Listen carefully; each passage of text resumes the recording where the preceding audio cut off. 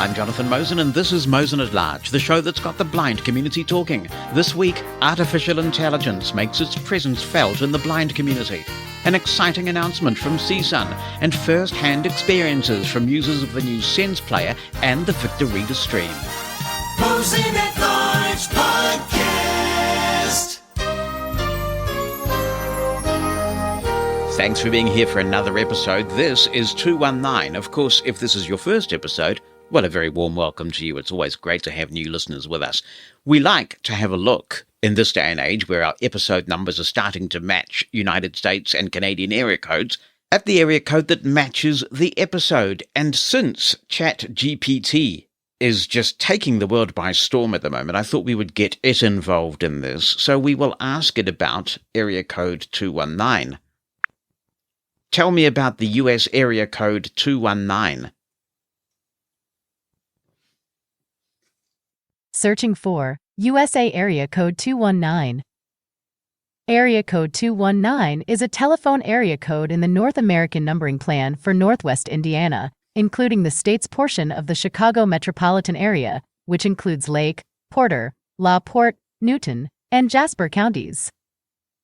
The area code includes the cities of Schererville, Chesterton, Lake Station, Lowell, Crown Point, Cedar Lake, Hobart, Whiting, Gary, Hammond, East Chicago, and Valparaiso. And in that case, I mean, that's just a pure fact, right? So it's exactly the same information as I got from Siri, but thank you very much for taking us through that, Bing.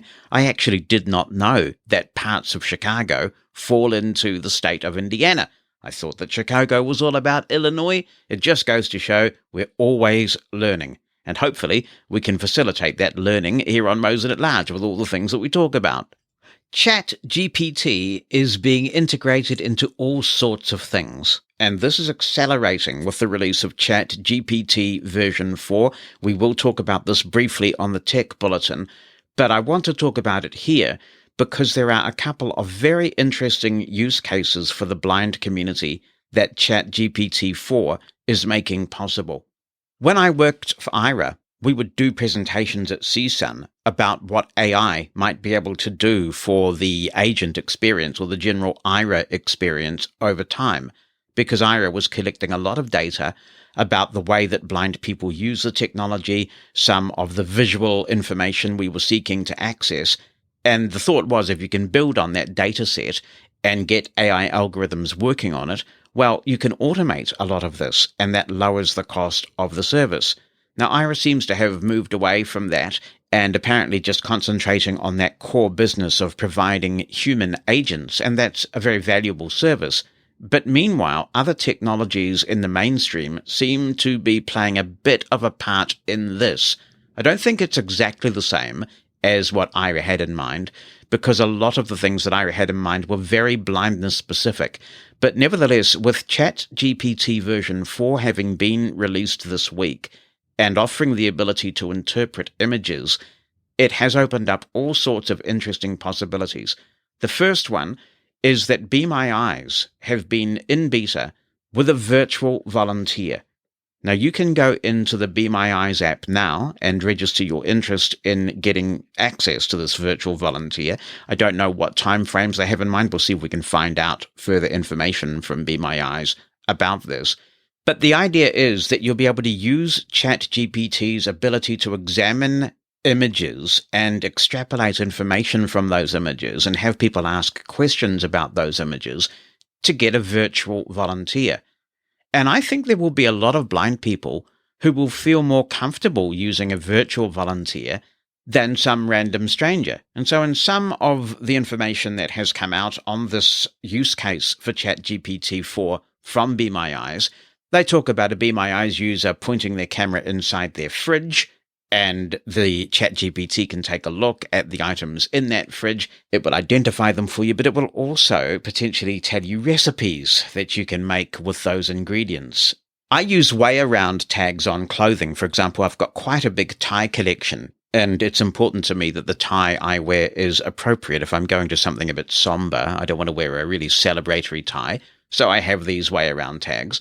But obviously, if I've got the ChatGPT-powered virtual volunteer working the way it should, I should be able to hold up a tie or an item of clothing and have it describe that to me in quite some detail.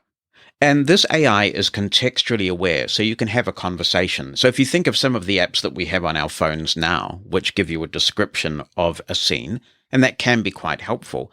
But once you've got that description, you can't really interrogate it further. With this, you will be able to do that because of the contextual awareness. Now, another company that's getting into this understandably is Envision, and they have announced Chat GPT technology coming to the Envision glasses. What I don't know at this point, and I will try and find out, and maybe that will become clear in the coming days, is whether this technology is also coming to the app, because I can't think of a technical reason why it couldn't come to the app. So if it doesn't, I would think it's a marketing decision as they try and make the glasses more attractive. But the idea is that you will take a picture of a document, and when a sighted person has a document in front of them, I find it quite interesting that sighted people kind of narrow their intake based on what they think they will see on the page. For example, if you put a page of text in front of somebody, often people just don't take in anything else other than what they want to look for, like, for example, the price of something, and they can look for that dollar sign or a numerical value and quite quickly extrapolate that information. It's harder to do that when you're blind. I mean, we can do it in the sense that if you've got a piece of text on the screen, you can use your screen reader's search function and search for a dollar sign or something like that. So it is doable. When you're scanning information, though, it can all just take a bit longer. So when you've got this document scanned with the Envision glasses, and I do hope the Envision app as well, but time will tell, you'll be able to ask questions like, what's the total on this bill? And it will give you the dollar amount. If it's a bill and you have a query about that bill, you can say, what's the email address on this document? Or is there steak on this menu? So it's a way of getting at information that you need. And I'm sure that there'll be other use cases that come to fruition over the next little while with this Chat GPT technology. I'll tell you one that I have used myself since Bing got the upgrade. Just because you've been blind from birth, it doesn't mean that you're not interested in what people and things look like. And if you've listened to me for any length of time, you will know I'm a major Beatles fan. I have read pretty much every book about the Beatles that I can get my hands on. But one of the things I found this new image feature of Chat GPT very good for is describing the physical appearance of the band members. So if you ask Google, for example, to describe what John Lennon looks like, you're going to get a lot of Instagram pictures back and Pinterest and all that kind of thing. And you're not just going to get a textual description that makes sense to a blind person. But with the new Bing powered by Chat GPT, it's a completely different situation. Let's try this. Describe in detail to a blind person what John Lennon looked like and his typical clothing. Searching for, what did John Lennon look like? Searching for, what did John Lennon wear? John Lennon was known for his unique sense of style. He wore wire-rimmed, with round or slightly off-round frames and temples that wrap around the ears to keep them in place. These glasses are sometimes called T-shades, Windsor glasses, or round granny glasses. In the early days of the Beatles, a young Lennon wore thick-rimmed black eyewear, similar to the signature specs favored by 1950s rock and roll artist Buddy Holly. He also wore vintage round glasses. As for his clothing, Lennon was known for his casual and comfortable style. He often wore denim jackets, turtlenecks, and button-down shirts. He also wore a lot of black clothing, including black leather jackets and black jeans. He was also known for wearing white suits and white clothing. I hope this helps. Let's keep going. What did he look like? Oh, I think it's going to take its time on this one. Shall we sing a little song while we wait or something? It's been a hard day's night, and I've been working. Searching for, what did John Lennon look like?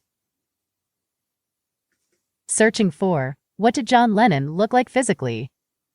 Searching for, what did John Lennon look like physically clothes?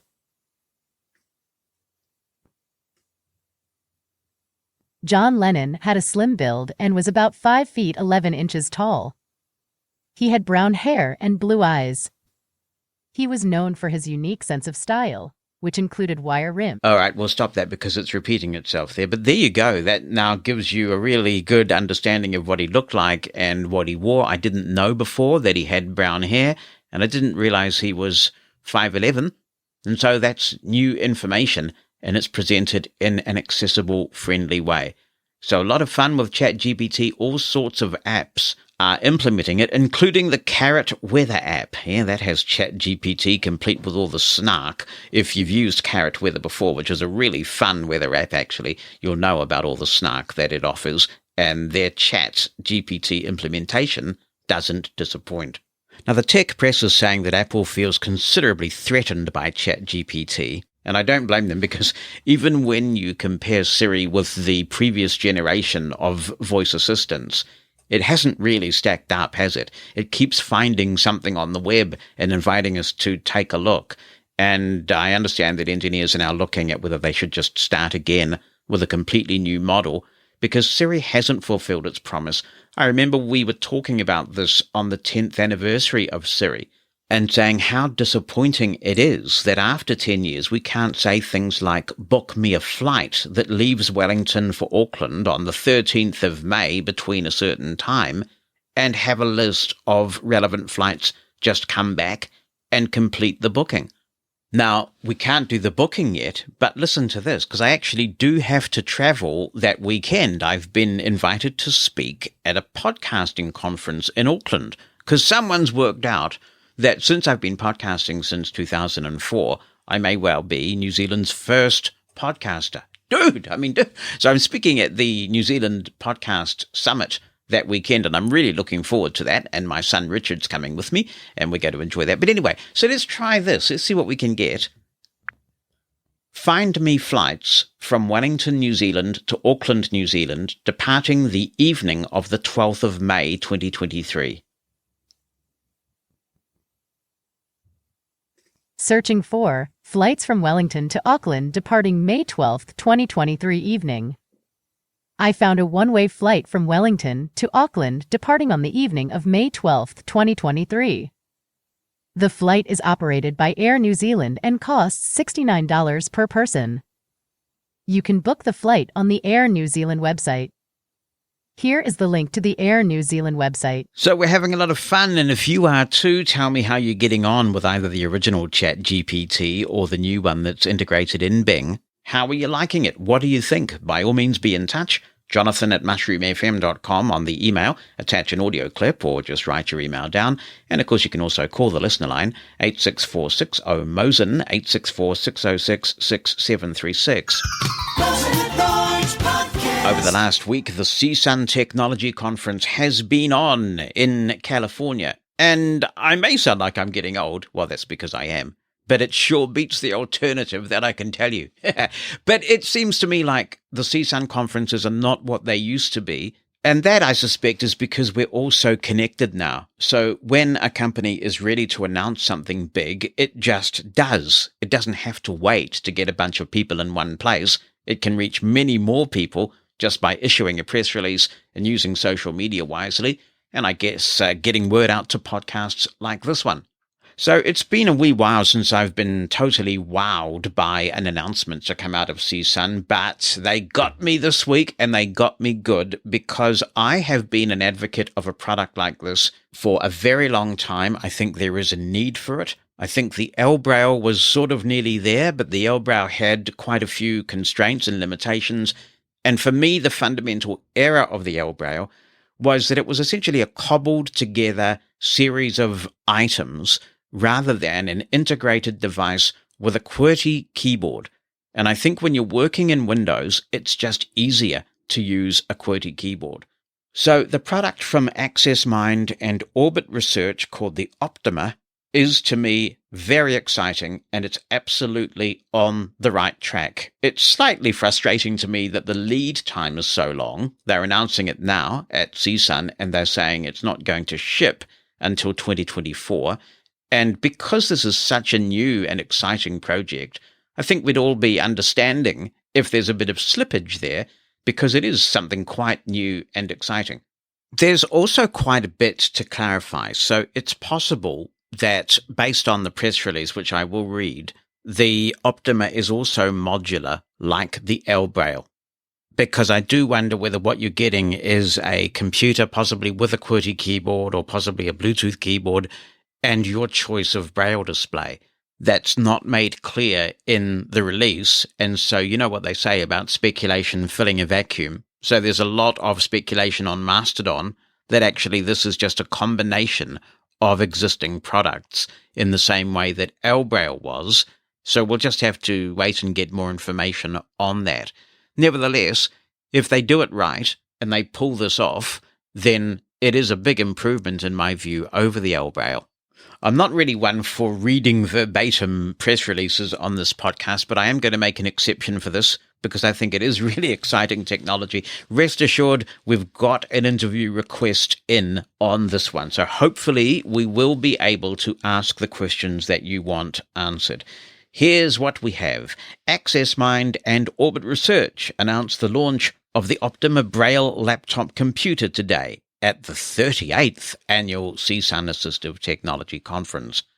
Providing all the capabilities of a state-of-the-art laptop computer and adding complete modularity for flexibility in hardware and software, the Optima Braille laptop pioneers an entirely new class of products. Traditional Braille note-takers are extremely expensive, have very limited hardware capabilities, lock users into a closed system that is obsolete the day it is released, and offer software upgrades that are few and far between. These note-takers require both students and teachers to learn specialized proprietary user interfaces, and they have to relearn the use of mainstream computing platforms such as Windows or Mac computers as they enter the workplace. The Optima changes this forever by offering all the power, features, functionality, configurability, and upgradability that people have come to expect from common desktop computers. It is an optimal combination of a full-featured mainstream computer with Braille with a lowercase b and speech output and a QWERTY keyboard in a sleek and compact handheld form factor, a high-performance Windows-based machine that can accomplish any task from word processing and internet surfing to highly demanding professional workloads, such as video editing and software development. It is the only product that puts users in complete control by offering them complete configurability before they purchase it and full upgradability after. The modular platform allows users to configure every aspect of the hardware and software. Built upon state-of-the-art hardware, the Optima offers the latest generation of Intel Core i5 and i7 laptop processors, memory options from 8GB to 64GB, onboard storage from 256GB to a massive 2TB and beyond. A choice of Braille technology options is also available: Orbit's signage quality and affordable True Braille or traditional piezo cells. With the latest Wi-Fi 6E standard and Bluetooth 5.2 technology, Optima allows fast and reliable wireless network speeds. The product is also the first Thunderbolt 4 certified Braille device. See, in that case, they've got an uppercase B for Braille. I guess they're hedging their bets on the controversy. Offering industrial-leading data transfer capabilities with speeds of up to 40 Gbps. It also includes the peripherals expected in a high-performance mainstream laptop, such as high-quality stereo speakers, beam-forming microphones, and a fingerprint sensor, and adds accessibility enhancements, such as haptic, vibration, feedback.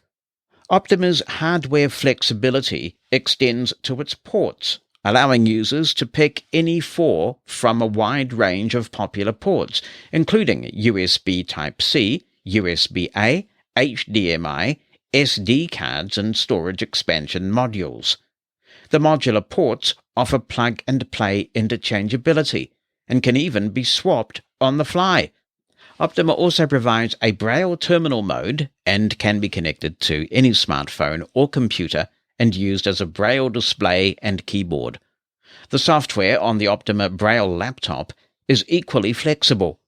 The unit comes pre-installed with the Microsoft Windows 11 operating system, the best mainstream computing platform for accessibility and productivity. With Optima, users no longer have to use out-of-date versions of operating systems or wait for the device vendor to push updates to them. They can always stay secure and up-to-date through Microsoft's upgrade facilities.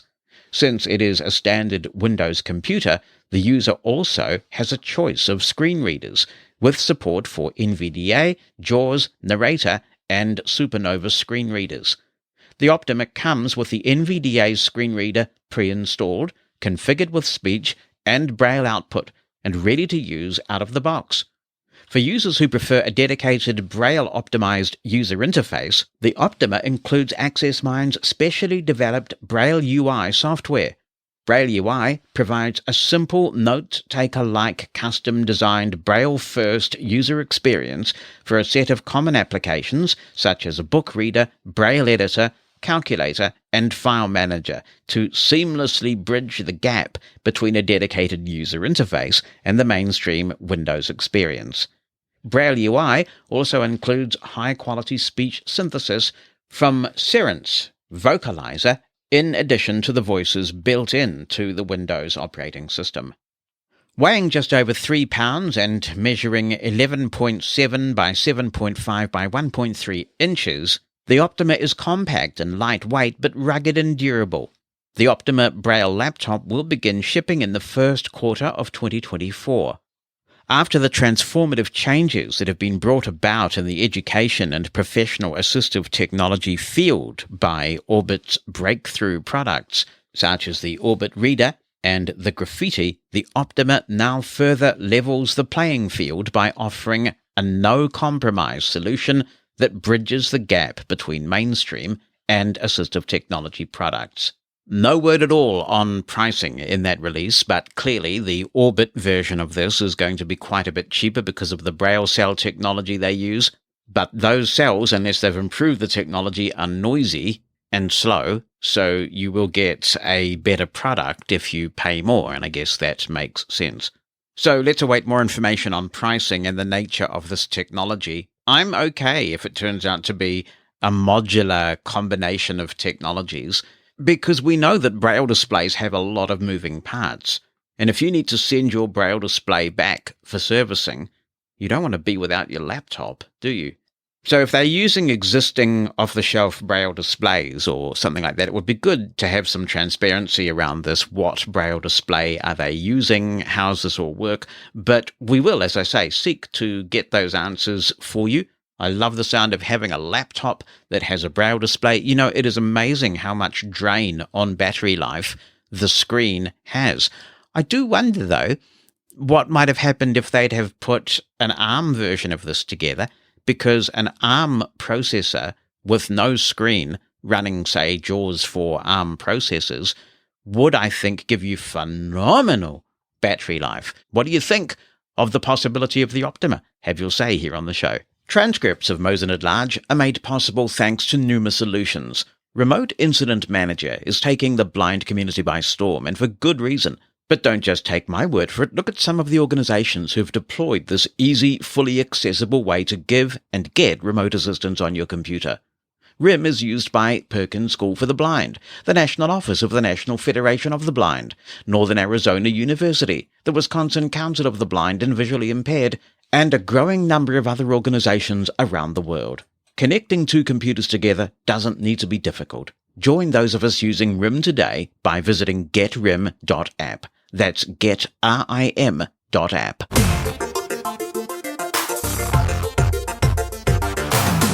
This is your Mosen At Large Tech Roundup, a quick look at some interesting items making news this week. I'm Adam, an AI voice from 11 Labs. Microsoft has caused some consternation by without warning changing the way its Windows Insider program works. The change means that those on the developer builds of Windows have been upgraded to more experimental Canary builds, which may be more unstable. Insiders will be able to opt out once the next stable version of Windows is out, but if they want to opt out before then, they'll have to perform a clean install of Windows. The company has been criticized for not making this change known at a time when users had the opportunity to stay in developer builds without all the hassle of a clean install. Ira, the visual interpreter service, has released a new universal app. It's available for both iOS and Android, and it's based on the technology that has been used on its Explorer website for some months. Although universal, the app looks and feels native to the operating system it's running on. There are some new features, including the ability to use the front-facing camera when calling an agent. The Ira Live feature, which allows users to share their session with a wider audience, appears to be discontinued. The old app is still available for now. In the iOS App Store, it's now called Ira Legacy. So if you want the new app, you'll have to search for and download it. It's called Ira Explorer. As we've already heard, Chat GPT continues to take the world by storm. The big tech news this week has been the unveiling of Chat GPT version 4. Its processing of images is opening up some exciting use cases for the blind community. OpenAI, who produced the model, say it's also better at problem-solving and creative tasks. If you want a powerful but affordable Windows-based laptop, Dell may have the answer. They've released a new Inspiron 14 powered by a Qualcomm Snapdragon 8CX Gen 2 processor, and it sells for just $499. This is an ARM processor, so battery life is impressive, clocking in at 16 hours between charges. The device is fanless, meaning it'll run silently even under a heavy load. It has a 14-inch screen, a USB-A port, and 2 USB-C ports, as well as a headphone jack. Yay, headphone jack! It boasts 256 gigabytes of storage. JAWS for Windows now works with ARM processors, so this could be a way to get a great little machine for a very reasonable price. Dell has had some audio issues in the past that have had negative impact on screen reader use, and it's not yet clear if this is the case with this new machine. At its recent Ability Summit, Microsoft announced a new accessibility assistant coming to Office 365. Microsoft describes it as like a spelling or grammar checker that points out accessibility errors in your content and offers suggestions on how to fix them. The accessibility assistant will begin rolling out soon and will eventually replace the current accessibility checker. Classical music fans rejoice. The long-awaited Apple Music Classical service launches on the 28th of March. To get it, you'll need to download a separate Apple Music Classical app from the App Store. If you search for it now, you can set your device up to receive the app as soon as it's released. Although it's a separate app, there's no additional charge to use Apple Music Classical if you already have an active Apple Music subscription. Apple says at launch, Apple Music Classical will offer over 5 million tracks, a good number of which will be in spatial audio and lossless audio quality. And that's a quick look at some tech news this week. Now back to you, Jonathan. Let's go to the UK for a miscellany of comments from Brian Gaff. He says, do you know of a podcatcher for Windows that respects your chapter markers? I'm using an old one, which seems to be using normal Windows media playing codecs. So although you can go back and forth and all that, it has no chapters. I don't listen to any podcasts on Windows, Brian, because I prefer to just load up my phone and take my podcasts wherever I go. But I'm not aware of any Windows players that support chapter markers, other than I think I heard that VLC might do it. But that's not a podcatcher as such. It is only a player, and I'm not sure whether it actually does play the kind of chapter marks that we're embedding into the podcast. So let's put it out there. We have had a bit of a discussion on the Blind Podmaker email list about Windows podcatchers, and there aren't many of them around, unfortunately. On another topic, Brian says this may well not be possible legally or functionally, but I do notice that there are now Usenet to web forum translations working back and forth, some more successful than others. I wonder if using screen scraping techniques, whether using some kind of software, a gateway between Mastodon and Twitter, could be fashioned by some enterprising person. If it did not use Twitter's APIs, I don't see how it would upset anyone. Well, it would probably upset Mastodonians, Brian, because a lot of people frown upon cross-posting between Mastodon and Twitter. Twitter has its own culture. Mastodon, in my opinion, has a much better one. And people who routinely cross-post from Twitter to Mastodon usually get unfollowed because it's not what most of us on Mastodon want. He says, I was listening to the Nature podcast this week, and apparently using the API, a lot of research is done on the Twitter data. But now Mr. Musk is talking about monetizing this, and many cash-strapped researchers say it will put the field back a couple of decades if he does this.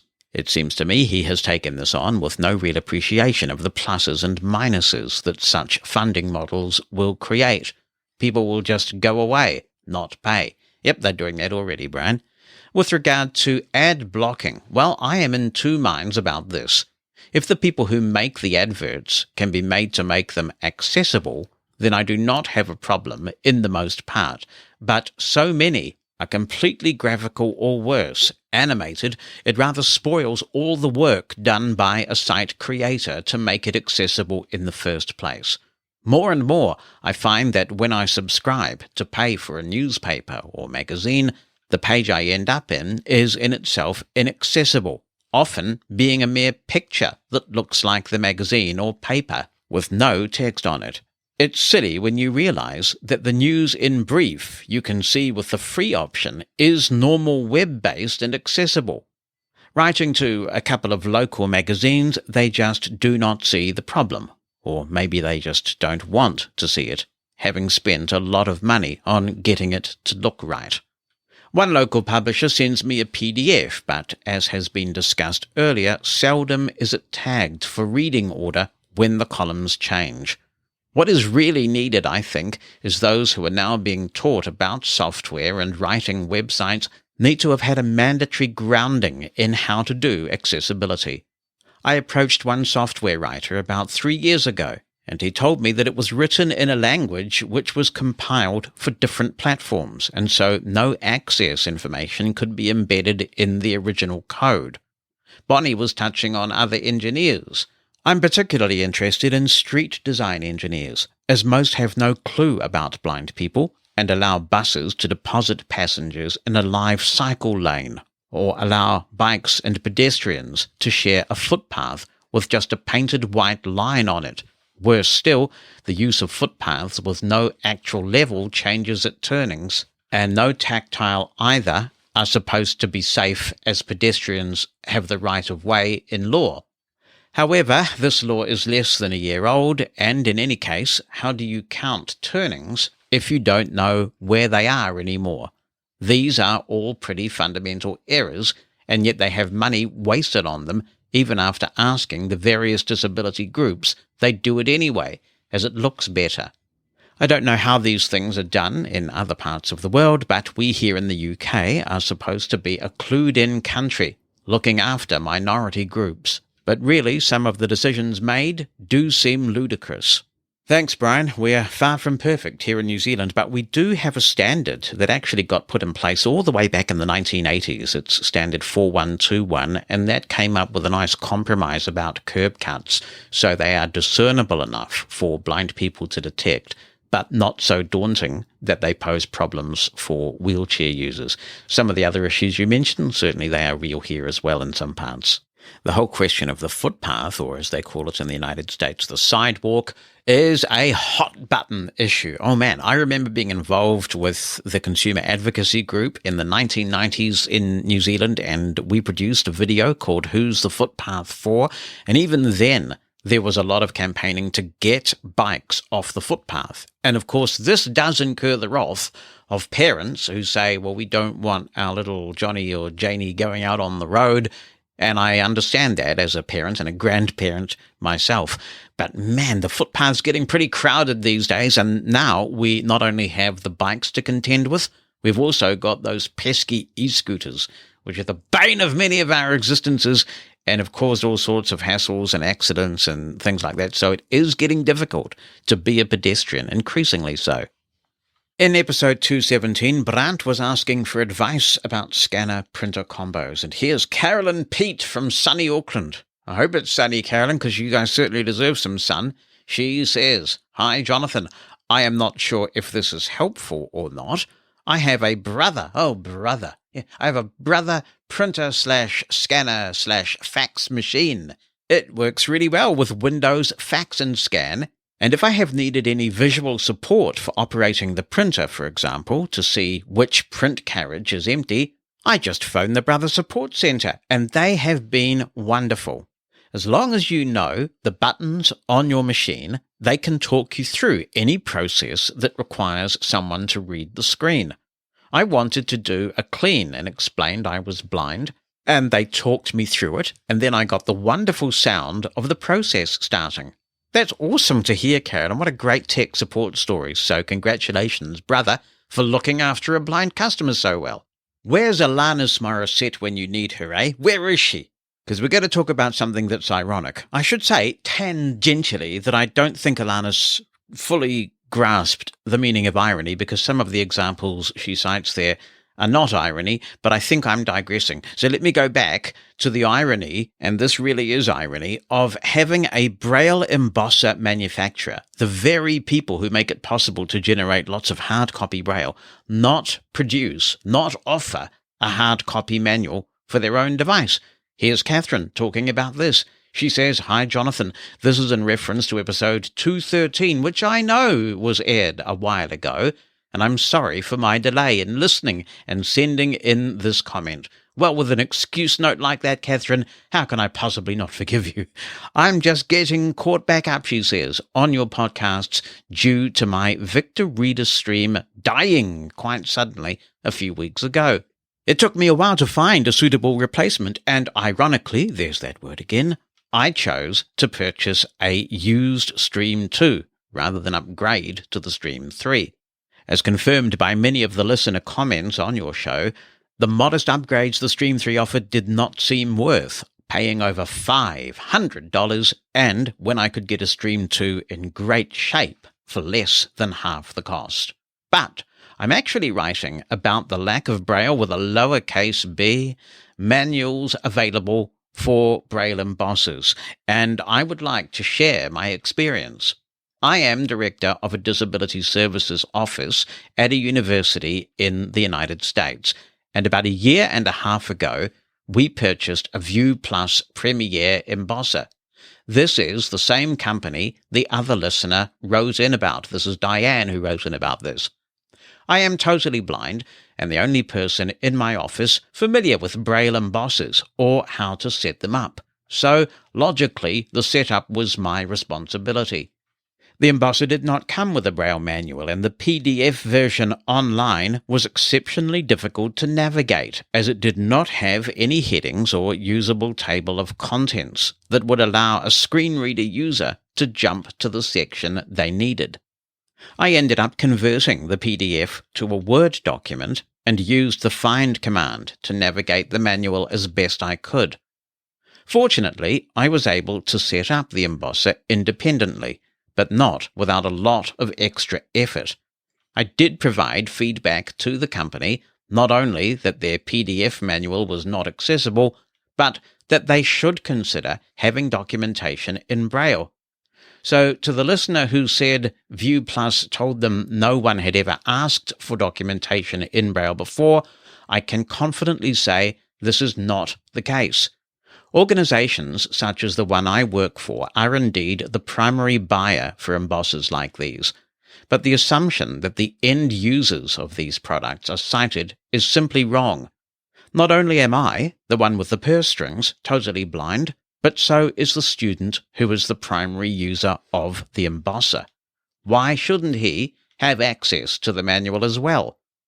View Plus should include a Braille manual with every order, or at very least the option to request one at time of purchase, or any time in the future. Thanks as always for the thoughtful and informative conversation. Well, thank you for sharing that experience, Catherine. I appreciate it, and what can I say? I couldn't agree with you more. It's an extraordinary situation that a Braille embosser company that should have pride in its products can't even use one of those products to produce a manual for their own product. Be the first to know what's coming in the next episode of Mosen At Large. Opt into the Mosen media list and receive a brief email on what's coming, so you can get your contribution in ahead of the show. You can stop receiving emails anytime. To join, send a blank email to media-subscribe@mosen.org. That's media-subscribe at mosen.org. Stay in the know with Mosen at Large. A follow-up on our feature in episode 217 about Bing, powered by Chat GPT. And this is Christian. He says, "Hey, Jonathan, I have a couple questions about the new Bing. 1. Is it possible, after Bing answers your question, to do the magic tap to initiate the microphone to ask follow-up questions, or do you have to double tap the button every time?" The latter, Christian. The magic tap at this stage does not work. 2. Can you use the Microsoft Edge mobile app to chat with it, or do you have to use the Bing app? If you can use the Microsoft Edge app to do it, how do you get to it? Is it different from using it in the Bing app? I haven't done too much playing with Microsoft Edge on my phone, except to say that I imagine that if you qualify for the new Bing, you can go to bing.com and choose the chat link, and then it will be a fairly similar experience at that point. Hey, Jonathan, this is Dean Martineau here in Brevard County, Florida, and I'm waiting expectantly in a couple of years or so for issue 321 for the Brevard County area code. I want to tell you about something that somebody's going to want to use this. A man named Drew Weber has created Notey, N-O-T-E-Y. This is a 2023 souped-up, super powerful Braille and Speak, Braille in, speech out, battery-operated, Windows 11 computer. He has described how you can put it together, what to buy it. He needs to use JAWS. He has written scripts to make it so that Braille in works really well with JAWS. Costs between $350 and $550 or so US, depending on what you already have of these components. The explanations are very thorough, and so go ahead and check out. It's Notey, N-O-T-E-Y -project.com. I think it's going to be interesting to see if somebody uses this. It's given me ideas of maybe wanting to do something similar, if not exactly that.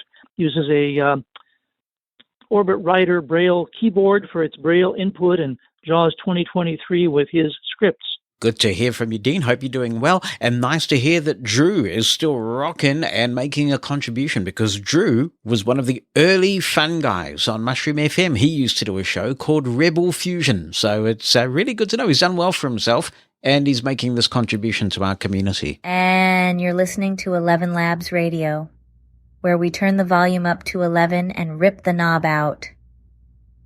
We're almost to the top of the hour. But before I blow this joint in search of something more exciting to do, like watching a silent movie, I want to tell you about a great podcast called Mosen At Large. It's the one-stop shop for all things tech and blindness. If it wasn't for Mosen At Large, there would be no 11 Labs Radio. And no me. Now that would be tragic. So if you haven't already, go to your favorite podcast app and look for Mosen At Large. Hi, Jonathan and Mosen At Largers. I usually don't tend to send voice clips in to this program. I prefer to write my messages, but this one kind of needed it.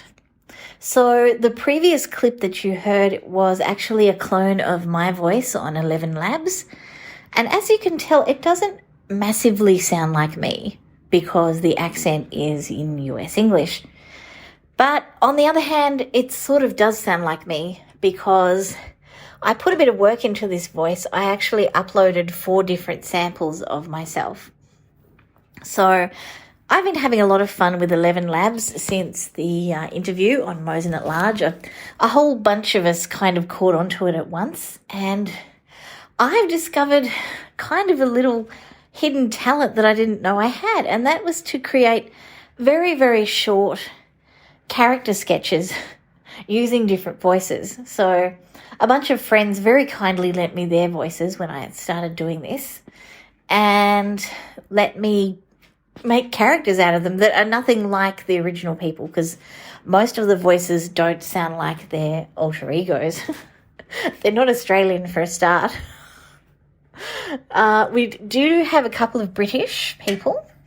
One, I've kind of had to stop using her voice because it is very, very similar to her original voice, and I feel like I'm putting words in her mouth, and the character I created for her is nothing like the original person. So I've got a bit uncomfortable with that one, so I'm not sure what I'm going to do with it. But most of the others don't really sound like the originals, and I've got full permission from the people to use these voices, and we're only sort of sharing them among ourselves. But I've sort of created this talent to sketch out a scene in about 500 characters or less, sometimes a bit more. It just depends on what needs to be said. So that's my voice, the Tristan voice. It has 4 samples. They're about a minute each, but I uploaded myself doing different things. So one, I'm just speaking normally, and in one, I'm talking in a very low voice, which is quite hard to maintain for a minute, because I don't normally speak like this and I feel like a bit of a prat. And there's one of me singing and one of me sounding like I'm on the edge of laughter. I can't do like a whole fake laugh because it sounds fake, but if I think of something funny enough, I can sound like I'm just about to have a bit of a laugh. And I put that one in to give the voice a bit of spring, a bit of sort of freshness and a bit of dynamic range. I also had a voice that sounded like I was hungover. I did this whole sort of thing about how I went to this party and it was so wild, and it was a good one, except that it introduced a lot of vocal fry into the voice, so I actually had to remove that sample. And yeah, I don't know whether I'll use that one at all because it was quite hard on the ears. Anyway, I'm here today to expand on a point that Michael Marshall made about the character quota in 11 Labs.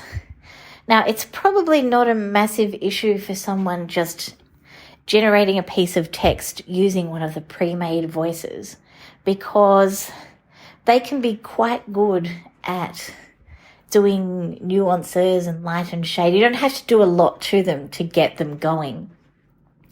But if, like me, you're using cloned voices to create characters and you want them to sound fairly human and realistic, then it can take quite a few goes to get it right. Sometimes you have to modify the script. I've put some words there in all caps so that they were stressed, putting in more exclamation marks than usual, ellipses, to get it to breathe. I can get that one to breathe. And yeah, it depends how good the sample is too, obviously. But every time you generate a new piece of text, it eats into your characters. So for instance, this one was about 590 characters, and it took quite a lot more for me to get it right. I think I had about 5 or 6 goes. I modified some text. Even if you don't modify the text, you can generate it and it sounds different each time. So until I was satisfied with it, it took quite a long time, which means was probably I probably wasted about 3,000 characters. I don't consider it a waste because I didn't want to just send in the first one that came along and it wasn't all that good. But what I would like to see, rather than getting rid of the character quota, because 11 Labs is a business, that they're not here to provide a free service to anyone. And, if they did that, they'd go under. But what I'd like to see is an edit function. So it would be great if while you're producing something, you could put it into edit mode. That way, when you generate the text, you can play back your efforts, you can modify the text, you can generate it again, and then it doesn't eat into your character limit. So while the file is in edit mode, it wouldn't be shareable. You wouldn't be able to upload the audio to anyway, so you couldn't get around the system and not use your characters. It would literally just be the text box, a play, rewind, and fast forward, and possibly access to your voice settings as well if you wanted to mess about with the voice. Then when you're satisfied, you hit the save button and the whole 11 Labs opens back out. You can download your audio, you can do all the things with it that you can now. And then, and only then, will it eat into your characters. So a 596 character document would literally be a 596 characters out of your quota. So that's what I'd like to see. But yeah, I'm having a lot of fun. I'm creating this little tiny sort of audio drama, but it is very specific to a group of friends of mine. So I can't really share it here because there's a lot of in-jokes and stuff that people wouldn't get. But I'm enjoying creating these characters and making up very, very short stories and having to be economical with characters and, say it quite succinctly. Well, of course, you sound great with the accent you have, Tristan, but you sound very good indeed with the American accent too. So I'm glad you're having fun playing with that thing. A lot of people are, and people are still posting some really cool stuff to Mastodon with 11 Labs. Mosen at Large Podcast.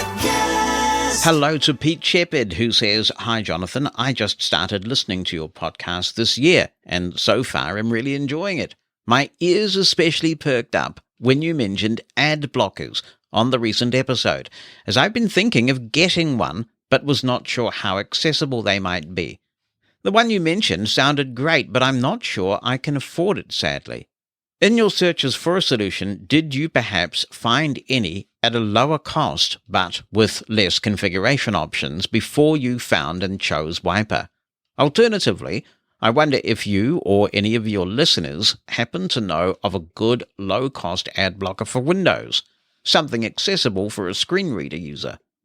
Any help or suggestions, most appreciated."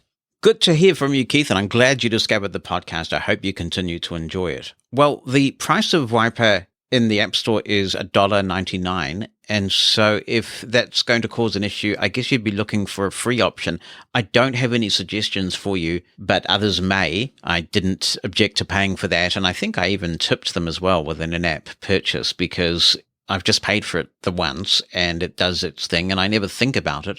But I have tried turning it off, and when I do, I really notice when it's not there. In terms of a Windows option, I'm using something called AdBlock, so it gets a bit confusing because I think there's a very popular tool called AdBlocker, and as I understand it, AdBlocker does let businesses opt out of the ad blocking by paying, and I wasn't keen on that. But I do have an extension which works in Chromium browsers called AdBlock, and its subtitle is Best Ad Blocker. Now, I can't tell you whether it is the best ad blocker. What I can say is it was accessible to set up. I installed it in Microsoft Edge, which is currently my browser of choice, but it would work equally in Chrome and Brave and any other Chromium-enabled browser. And again, it just does its thing. Every so often I get a message telling me that the ad block has been updated, and that's really all I know about it. So if others have any tips for ad blockers, both for iOS and for other platforms, please let us know, because the accessibility benefits are unfortunately quite considerable in terms of making sure that those pages aren't full of animations and all sorts of difficult things that can trip screen readers up. Justin was asking us about Braille displays in episode 218, and we've got some responses to this. Let's go to South Africa first and hear from Brant. He says, "I am currently using a HumanWare Braille 1, also sold as the Safari in SA. It is, as all HumanWare Braille devices are, top-notch in the Braille department.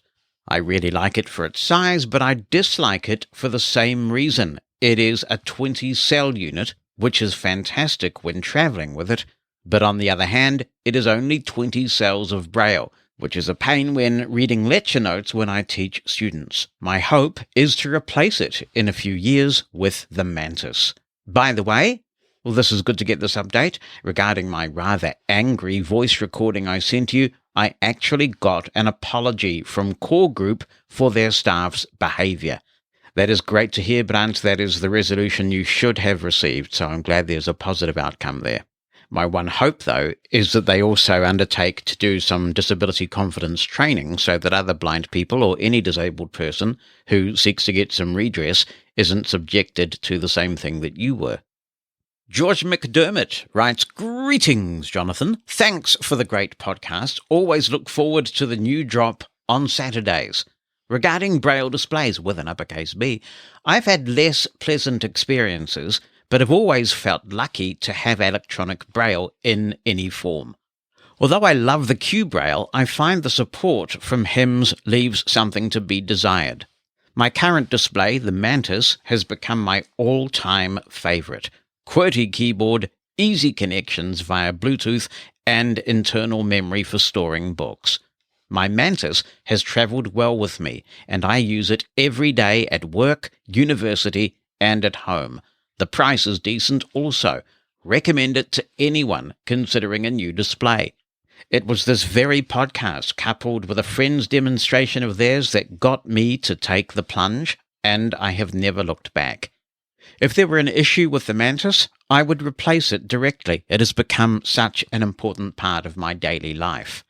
Owned it for 2 years so far, and no need for repairs as of yet. Knock on wood.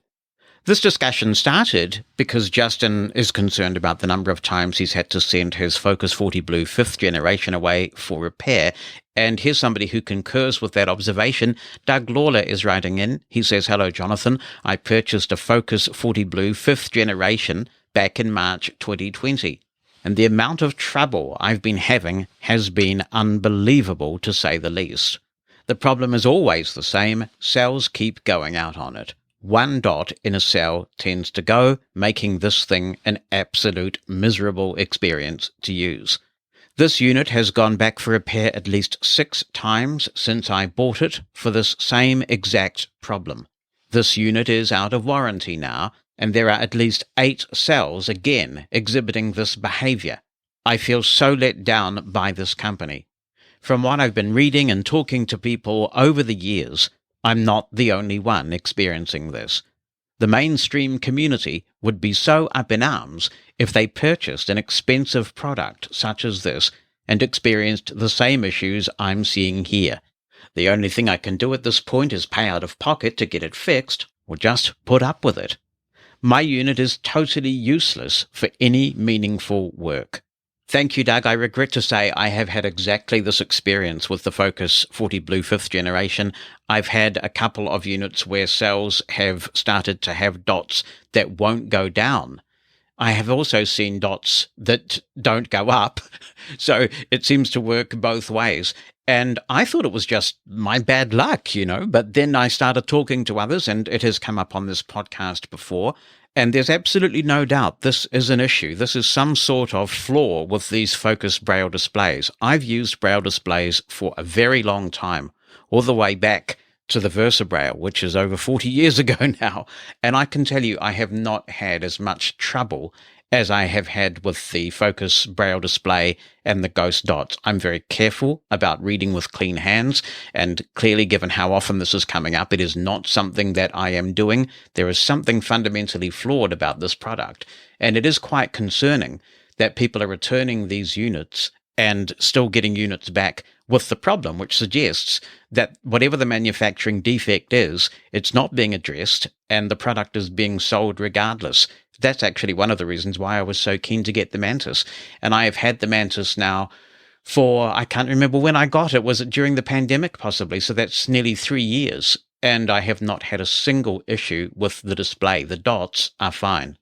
Christopher Wright says, "Hi, Jonathan. I have what I believe is the Focus 40 Blue from 2009. It has the wheels at either end of the Braille cells, which is actually very useful for scrolling through content. Yes, those are the whiz wheels, and they were pretty good, although one of the problems they developed over time was a kind of a crackle effect, which you get with volume controls that you constantly turn up and down. But they were a very nice touch, those whiz wheels.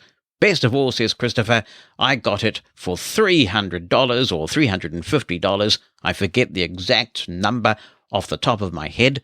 My mum found a lady from Canada selling it because she was getting a newer device. And I said, get it now, now, now, now!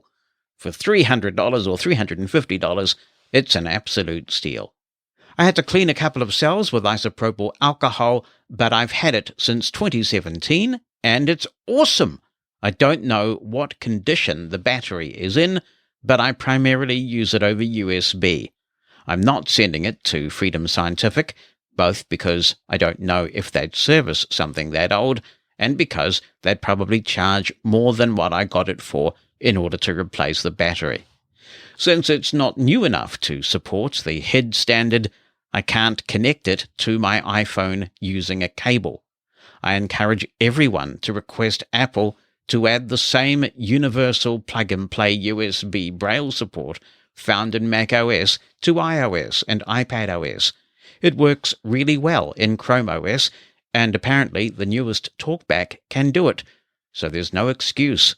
Besides, a wired connection is more reliable and could potentially be a necessity for a blind deaf user who relies exclusively on Braille. Thanks, Christopher. I don't think that Vispero has got into the HID standard yet for its Braille displays. I stand to be corrected because although I have a Focus Blue 5th generation here, and last I checked, there were no ghost dots. It's not something that I use regularly, but I don't think that they have gone HID, and maybe they will do that when they release their next Braille display, whenever that is. Alexander says, I personally use a Poppenmeyer 80 cell display called Braillex L80C. What I really like about this is that it is a pure Braille display. It has no built-in functionality, just outputs Braille.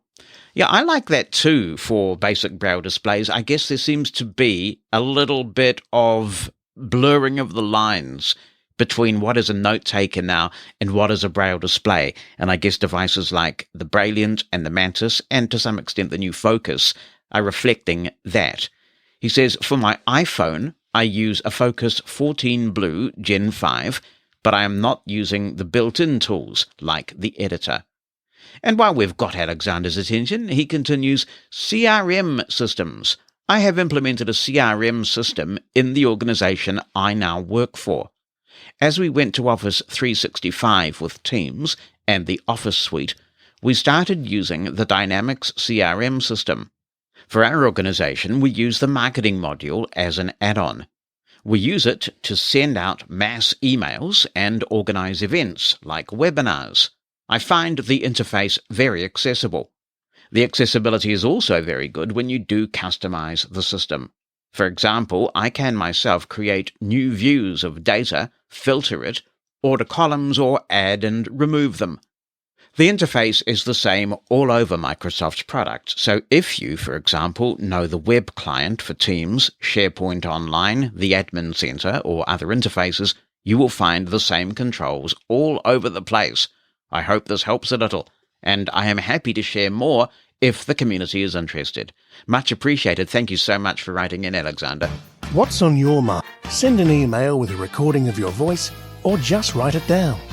Jonathan at mushroomfm.com. That's JONATHAN at mushroomfm.com. Or phone our listener line. The number in the United States is 864-60-MOSEN. That's 864-60-66736.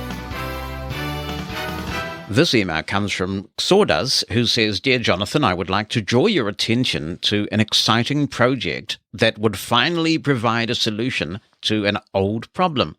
Currently, visually impaired individuals who want to play poker online can only do so on platforms specifically designed for them. There is no interface that would allow blind players to compete on equal footing with sighted players. Blind poker could provide a solution to this issue. It would be a Windows client that connects directly to popular providers and casinos with official permission from the poker app developer via an API connection. Blind poker is fully accessible with dedicated keyboard shortcuts and compatibility with almost all screen readers.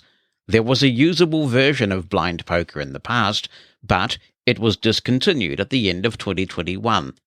Not enough effort was put into promoting it, and only about 20 to 30 visually impaired individuals used it regularly, so the developer decided it was not worth the time and financial investment. Before we dust off the program, we would like to conduct a survey to determine the level of demand for it. This is where I would like to ask for your help. Could you please mention blind poker and the survey in your podcast? The survey only consists of 3 questions and can be accessed at this URL, bit.ly, that's bit.ly/blind poker. So if you have an interest in this, then I'm sure that they would be flushed, if you would complete that survey. bit.ly/blind poker. Sometimes people say to me, do you like surprises? And I say, it depends on the surprise. And I was reminded of this when I got this email from Kevin. He says, hi, Jonathan. I woke up today to a huge surprise in accessibility degradation of the Castro podcast app after the update that apparently came yesterday while I was sleeping. The bragging update notes about enhancements to inbox and queue presentation/views sound so wonderful until I try to use the program. It doesn't appear that the developers had any thought or planning as to voiceover accessibility implementation. At looking at the blog and Twitter feed for Tiny Podcast/Castro, it seems quite dormant, so maybe this latest update was a bolt-on or the software was sold to developers who didn't put any thought into accessibility. Or I am in a parallel universe today. I find that I can't even get a reasonable list of episodes with no filters enabled, and the text descriptions seem to wander onto other episode listings, which is quite problematical. Is there a magic pill that I should take? Should I wake up from a bad dream? Or just decide to go back to reading Braille with an uppercase B books instead of listening to podcasts? Don't do it, Kevin, don't do it. Don't abandon mine anyway. Seriously, he says, has there been a new wonderful podcast player that anyone has come across? Hi, Jonathan and all Mosen At Largers. It's Peter from Robin Hood County, hoping you're all well. Firstly, Castro has had a rebuild. I got an update last week and I'm so chuffed. I'm not erudite enough to do a review, so I will leave that to people that are more expert. But it has really cheered me up, and it's come just before my payments are due. Secondly, to the person who is having difficulties with Siri, if I'm sending emails to organisations or professionals, such as businesses or people like you, Jonathan, I tend to use voice memos. I don't bother with dictation. But voice memos is a good substitute. I know all the Mosen At Largers are very, very technical, but these are small things that are easy to miss. So I thought I'd offer that as a solution. And finally, thank you for the book recommendation. I will look it out and I will offer you one in return. It's called The Vanishing of Margaret Small. A very interesting book. I found it on, well, Elaine actually found it on Kindle. Well, thank you, Peter and Kevin. Peter, I wonder whether you tried the new version of Castro before you sent that in and whether you are having any issues with it, whether you're just chuffed because it got updated or whether you're chuffed because of the way it's not working. Because, yes, I can confirm that there has been a significant accessibility degradation in the latest build of Castro. I still have it on my phone, but I did not renew my annual subscription when it came up in January of this year because, frankly, I don't think they've earned it. I'm really disappointed with Castro. I devoted an entire episode to Castro, and I know a lot of people got the point of it and switched to it. When it works and it's being updated regularly, it is a very elegant solution. It's an efficient solution.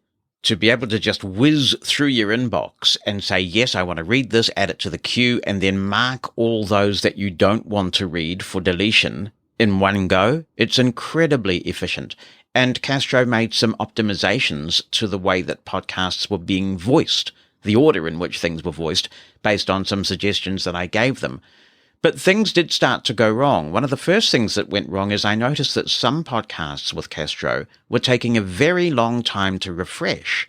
So there'd be new episodes published, and unless you manually went into each feed for the podcast and pulled to refresh, it could take days or even weeks before you got an update. So that was a concern. Another was that some newer podcasts weren't showing up, or even some podcasts that have been around a fair while. You would search for them in Castro, you would just get no result at all. And yet if you searched for them in other podcast apps, you would. But I stuck with it because I liked the user interface so much. But then during the iOS 16 beta cycle, things really unraveled. and certain podcasts didn't play for certain people. Pinecast, which is where we currently host Mosen At Large, seemed to be particularly affected by this. And so a lot of Castro users were writing to me to say, "What's wrong with your podcast, I tell you?" And actually nothing was wrong with it. Something had gone wrong with iOS 16 and Castro. And that's why we have a beta testing process. So I wasn't overly anxious about it. I thought this was bound to be fixed at some point during the cycle. And apps misbehaving is kind of the price you pay for being on the cutting edge and doing the beta testing. So I wrote to Castro about this. And what was concerning was they basically just stopped responding. And there wasn't a fix that was issued when iOS 16 came out, so a lot of podcasts stopped working, and then it started working again for some people, but not others. It was a very intermittent hit-and-miss affair. I even contacted Pinecast to talk to them about it, and they, as always, were incredibly responsive. They always respond in a helpful, timely way, but basically said, "Look, we're not sure what we can do. We haven't done anything here." So it's obviously with Castro because they're the only app affected. And when they stopped responding and there was no update to Castro for such a long time, I considered that it might be abandonware. And that's why I cancelled my subscription and reluctantly moved along. And if you go back to episode 195 of this podcast, I did a piece where I evaluated podcast apps from a blindness perspective and based on my requirements. And I fully accept that my requirements are, some people would say discerning, some people would say overly finicky. But I've been making and listening to podcasts since 2004, when podcasts started. And I know what I want. And Castro was very good when it worked. But I reluctantly use Overcast now. I say reluctantly because I can't feel particularly good about the app. As I said in episode 195, it's nowhere near as efficient to use as Castro, and I find VoiceOver gets incredibly sluggish when I'm playing podcasts, so it's hard to do other things with the phone while Overcast is playing. But it works, you see. I mean, you've got to have an app that works. And so when I noticed that Castro were putting out test flight builds 2 or 3 weeks ago, I was excited about this until I had a look at it. And I actually think that Castro has lost its way. I don't think that these new features are particularly good at all because the whole point of Castro was that you have this inbox where everything sits and you don't have to think too hard. You just skim through. It's kind of like your email, you skim through what's come in my podcast email box today, as it were, and then you flag those that you want to read. Now it's got a lot more complicated, and I guess you can get used to it. You can turn the filters off. The trouble is, it is not accessible. It really has got some serious accessibility issues now. And I must confess, I didn't contact them about it because I've lost confidence in the app. I'm very happy to work with an app developer that has problems if they're truly interested in fixing those problems and they're responding in a timely manner and it looks like there's a good dialogue going on. But that seems to have gone with Castro now, and I'm not clear what has changed, what's going on there. Now, to be fair, I also came up with quite a few suggestions for Overcast in episode 195, and the only reason why I know that Marco, the developer of Overcast, heard those suggestions is that he mentioned the Mosen At Large podcast on his podcast. So, hi Marco, if you're listening to another one, I appreciate you being out there and listening. And in his podcast, he did actually acknowledge that some of the things that I said were true, and he'd like to do some work on them at some point. But I've not been able to have any kind of dialogue with him. I've written to him, I've pinged him on Mastodon, that sort of thing, and he doesn't engage, and I guess that's his choice, and he does have a lot of users. But I'm not truly happy with any podcast app out there at the moment, and that is unfortunate. I suppose if Castro started communicating properly again and started putting out updates on a regular cadence and addressed some of their issues, I could be tempted back. But for now, I think there really is a gap in the marketplace for an app that is not only accessible but efficient. And this is something that a lot of people don't seem to get. Accessible apps can be extremely inefficient apps. You can kill the community with kindness. You can be overly verbose. And I think some of these podcast apps have fallen into that category. So it is a shame about what's happened to Castro, but you could always try. I mean, it might be that nobody's told them that their app is not VoiceOver accessible anymore. So you could try and ping their support and see if you get anything back. Transcripts of Mosen at Large are brought to you by Pneuma Solutions, a global leader in accessible cloud technologies. On the web at pneumasolutions.com. That's PNEUMA Solutions.com. Hello, Jonathan. It's Ali Kazi here from Birmingham, England, chiming in regarding the Sense Player. Now, just by way of background, I have one of these things in my hand. It's a really nice device. It's got some really cool features, I think, that make it stand out, especially when compared with the new Stream. And obviously I haven't seen the new Stream yet because it's not available in the UK, so that's a disclaimer. But stereo speakers, stereo microphone, FM radio, OCR, just to name a few off the top of my head. Removable battery! Woo! This thing has got a removable battery, so that made me happy. And to be honest, as soon as I saw the page on the HIMS website, when I was directed to it by a friend, which enumerated all of the features, and there were a bunch of them, I was hooked. I was sold. And I've never been like that about a product, I don't think, in living memory. I've never seen one article on it and thought, yeah, I'm going to buy that. And up until then, it was always my intention to buy the Stream 3. And I was looking forward to buying the Stream 3 for months and months because the rumors were going on about a new Stream. I think even going as far back as CSUN 2022. And the first rumors I heard was somebody, I think, writing into your podcast saying that a whisper from Humanware was that the new Stream was coming out. So as far back as almost a year ago, I was looking forward to the new Stream. But this just turned my head as soon as I heard about it. I've never really dabbled with HIMS products before, but I've got this here. The buttons are extremely nice. I've had a good play with it. The speech is vocalizer, which is an improvement on a cappella in my view. Obviously, everybody's got a view on TTS engines, but this is very nice. File manager, media player, DC player, document reader, FM radio, OCR, web radio. And that's Daniel, of course. You'll be very familiar with Daniel because he is a very commonly used voice, especially here in the UK for people who use vocalizer. You can actually go into the voice installer and install any number of, well, I say any number of, I don't know how many you can install, but you can install from a bunch of vocalizer voices for different languages. I have tried the stereo internal microphones. They are extremely good. They're not going to be something that you'd compare to, for example, my Roland R05 MP3 recorder, because that's a professional recorder and you'd use that for professional tasks. But for most everyday tasks, even important things like perhaps you were recording meetings or university lectures, this is going to serve you very well. The speakers are very, very good as well. As I say, stereo speakers. It runs Android 11, so it's got this Android thing where it's got a number of volume controls. So it uses voice volume, media volume, and I think it's got volumes for each independent thing that you're in. And then it's got a main volume. So that takes some getting used to, I think. And I don't think I'm used to it yet because I'm used to the Stream way of doing things, which is just to tap the button and expect the volume to go down. And then when you go into another app, you just expect the volume to stay at what it was, but that's not always the case. So I think that behavior being a little bit different is going to take some getting used to, but you can get used to anything, can't you? There are some bugs in this first version.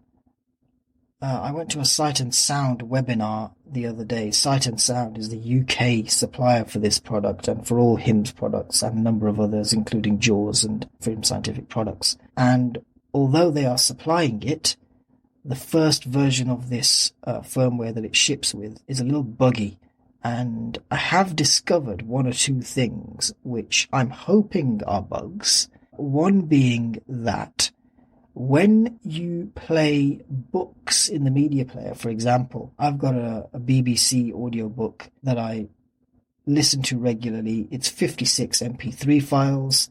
But what it tends to do on this machine is when you skip through tracks, it remembers the place in each individual file. And rather than starting you at the start when you skip through the track, it starts you from where you left off last time, which is awful. So I hope fervently that that is a bug, because it certainly isn't a feature, it's an annoyance. There is something in the settings to turn on or off the remembering of file positions. I can't remember the exact phraseology of the setting, but I did that. That didn't solve the problem, and I cleared all the markers, and I actually went into the place where they're stored on the memory and deleted them and all sorts of lovely stuff, and nothing worked. And of course I did restart the product as well, because that's always the first and second and third, etc. thing that you do. So that's one thing to be mindful of. Another thing to be mindful of is that this thing has a lot, and I mean a lot, of navigation levels. So, for example, if I just go into the media player,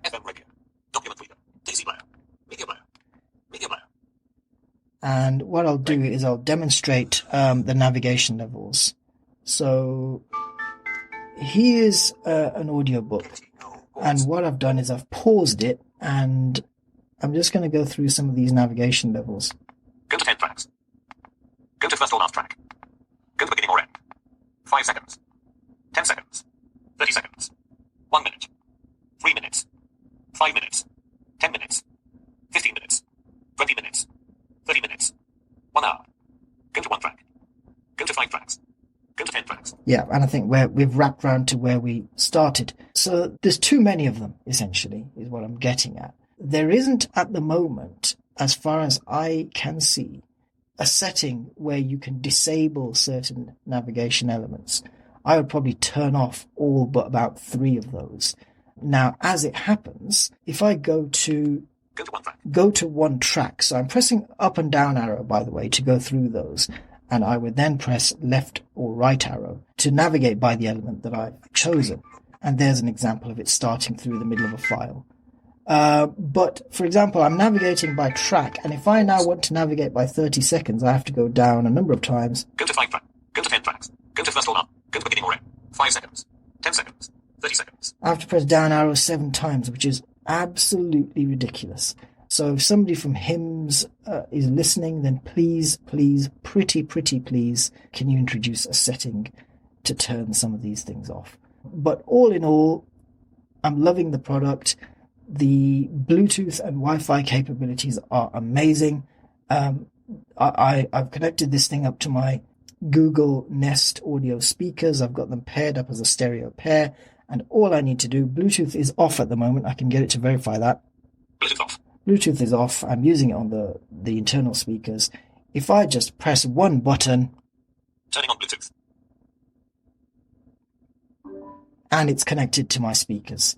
I didn't need to do anything apart from press 1 button, and then I can just press it again. And I don't know if you heard the speakers chiming there. They are some distance away, but that's how easy it is. So some absolutely fantastic features. I'm really loving the product, and I'm sure a lot of people will once they get their hands on it. Thank you, Ali. Appreciate you taking the time to put that together. Christopher Wright says, it seems HIMS has once again delivered a superior product. They did more with the Windows CE platform than HumanWare. Their current Braille Sense is running Android 10 as opposed to 8.1, and the hardware is higher quality. Looking at the website, it appears the unit has 64 gigabytes of internal storage, Wi-Fi 5 or 802.11 AC, and USB-C running at USB 2.0 speeds. I'm a little disappointed about the storage, Wi-Fi and USB speeds, but it's definitely better than the Stream 3.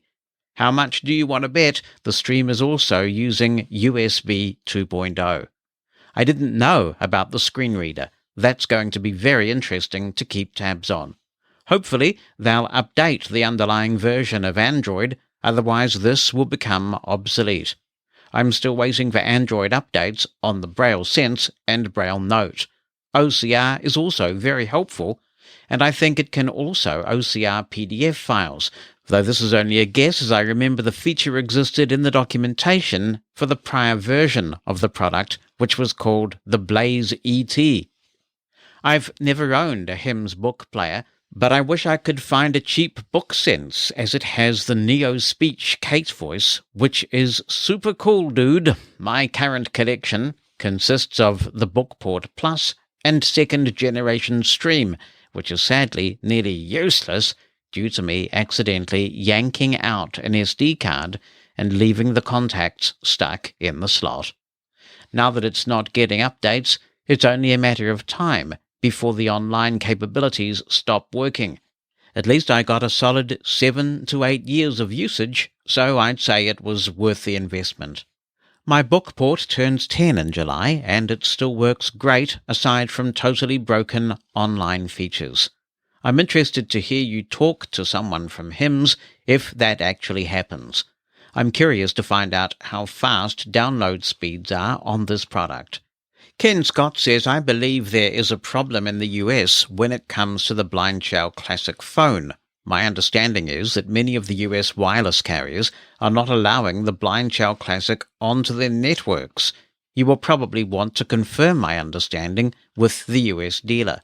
Well, I did reach out to Barry from Blind Shell USA to ask this question, and he very kindly responded to me while he was at CSUN, and he said, no, there is no problem with the Blind Shell Classic 2 connecting to US networks, but he says there may be a problem with the original Blind Shell Classic, that's the Blind Shell Classic 1, because some networks are deprecating their 3G support, but if you're using AT&T and T-Mobile, it should just connect fine. See, this is the beauty of GSM technology, that you can just take a SIM card and connect to any network and use it.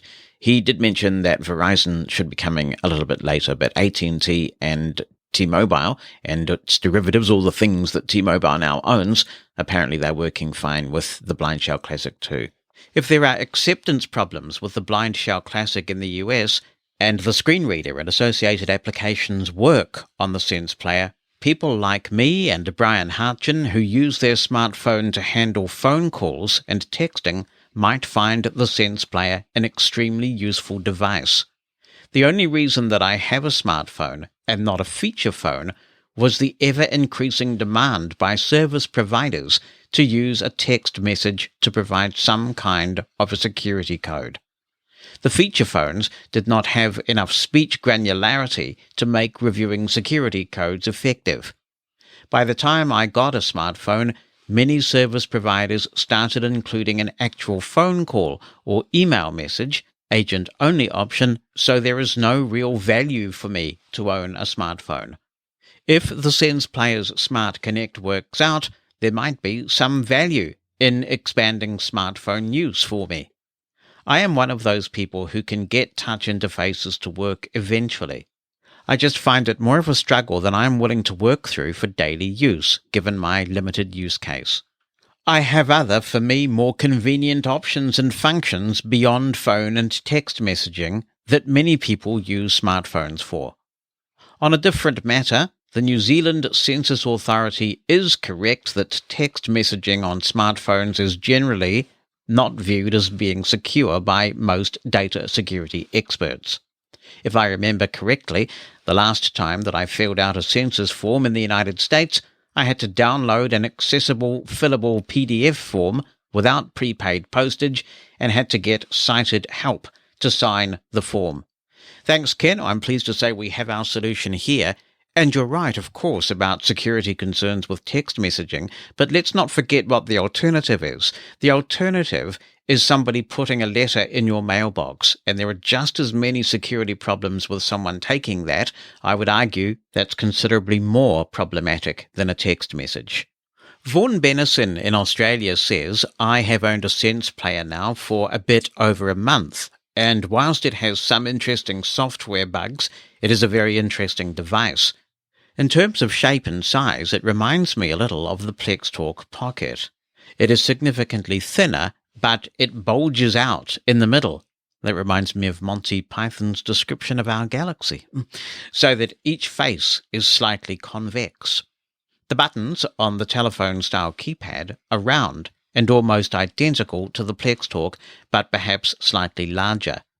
The navigation section, i.e. the buttons on the upper half of the unit, are well laid out and clear. The two speakers can be found on each end of the device, so that if held in landscape format, sound is heard in stereo. The speakers are quite serviceable, but headphones are better. The stereo microphones are weirdly placed on the top left and bottom right-hand corners, which suggests they might be good for recording interviews, but not much else. A very strange decision given that there is plenty of room on the sides to place a small condenser microphone. The recording is passable, but the headphone monitoring is not on a par with that of the Braille Sense. Given the number of standalone recorders I have, I will not use this for this purpose, but it is interesting. Currently, my unit is running version 1.0 of the software, and there are some features discussed in the HIM's YouTube videos which don't appear in my device, such as the Braille Sense key map for Smart Connect. My device has a big problem with playback times, such as 3 hours, 183 minutes, and thousands of seconds. The battery life is astounding. I haven't fully clocked it yet, but they tout it as 11 hours or so, but it wouldn't surprise me if it's longer. I have frequently used it for 6 or 7 hours at a time, only to get down to 75 or 80%. The voices it currently uses are vocalizer. I would personally have preferred a cappella, but there you go. I frequently have issues with it forgetting my finishing spot, particularly in the media player, and particularly if I go out of the media player and back in. The Daisy player is slightly less problematic, but there are some navigation issues currently which are strange. I expect these would be easy to fix, and I don't see the same issues with the BS6 Mini, so it's just a waiting game. Thank you, Vaughan. And Vaughan's got all sorts of cool gear. He's saying that he is going to produce a demo when he has an opportunity. So when and if we receive that, and we certainly would appreciate it, we'll run it here on the podcast. But I appreciate that very detailed description. And Australia seems to have had this player for a while, so we've got another Australian telling us about it. This is Damo McMorrow. He says, "Hi, Jonathan. Following your discussion with Brian Hartgen regarding the Sense player, I wanted to provide a few thoughts as someone who has been using one for a month or so. In terms of size, the manufacturer states that it is the same footprint as an iPhone mini, though a little thicker. It's basically regular in shape, though the edges are rounded. It certainly slips easily into a shirt pocket. The record quality is quite reasonable. In fact, I did a demo of the recording capability a couple of weeks ago on the all-day breakfast, where I recorded a cooking segment with it. If you or any of your listeners want that audio, I'm happy to provide a Dropbox link. The noise floor is a little higher than I'd like, particularly with the mic sensitivity set to high, but certainly not enough to be a showstopper. I don't always carry my Zoom H5 around because it's a big lump of thing, definitely too big for a pocket, whereas I almost always have the Sense player in my pocket or my man bag. So if I wanted to capture a recording of something on the fly, I definitely could, and the quality would be very reasonable. I'm also looking for a little USB-C powered microphone, as I think that might overcome the noise floor issue, and it'd still be a smaller combination than my Zoom H5. I guess the USB-C connectivity is a real advantage of this device, because you could connect it to a mixer or other audio hardware. I have suggested that it would be good to have some sort of manual record level adjustment apart from the 3 sensitivity settings, high, medium and low, we have at the moment, so hopefully the developers will consider that at some point. In terms of formats, it does both MP3 and WAV, and I've got a 128GB micro SD installed, so that gives me plenty of recording space. The mics and the stereo image are definitely very good for a device of this type and size. I've used it with my first generation AirPods Pros and find that this works really well. I do quite a bit of air and train travel and find this combination really convenient when traveling. I've also found the Smart Connect mode fairly handy. I've paired it with my iPhone, a couple of Android network radios, and my Braille Sense 6. For me, the benefit of this is that if I'm in a motel, as I was a few weeks ago, where the only power outlets for charging were on the other side of the room, I could have my phone and my BS6 charging and control them using the Sense player on the bedside table. It is also handy if, for example, you had your phone or your Braille Sense hooked up to your stereo or TV, as you can use the Sense player as a remote. I do wish that the podcast player provided chapter support, and again I have submitted this as a suggestion. Like Brian, I like to have a dedicated device for reading so that I can just relax and read without being bothered by various notifications from my phone. I didn't think the new stream offered much in comparison, which is why I bought the Sense player. I do have the OCR model, and the recognition time and accuracy is significantly faster and better than the previous generation of HIM's Blaze products, though I haven't decided yet whether the OCR provides any advantage over things like Seeing AI. There was only a very small price difference, less than $20 Australian, between the OCR model and the player-only model, so I thought I may as well have the additional feature.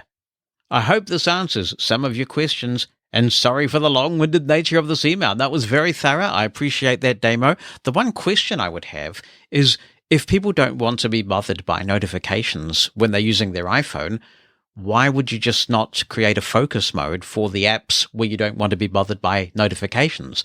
So, for example, when I go into VoiceStream or Kindle or the Apple Books app, I automatically switch on a focus with minimal notifications. So there are people I always want to hear from and get text messages from, but other than that, all my notifications are silent and I don't get a peep out of my phone until I exit those apps. And of course, when you're carrying your phone around, you also have a pretty capable recorder in your pocket as well. Andrew Walker says Brian stated that the Sense reader cannot access services such as RNIB reading services in the UK. Although this is true, it was stated that the team at HIMS are working to make this happen. A representative from RNIB called in to confirm the RNIB's interest in making this happen. I was left with the impression that at launch, the Sense player is not hooked up with many services, which may well come. During the webinar, hosted by the UK distributor of the Braille Sense, Sight and Sound, they let it slip that they had even jumped the gun and sent out Sense players which do not have the intended software loaded on them, indicating that, as one might expect, a device of this complexity is a work in progress.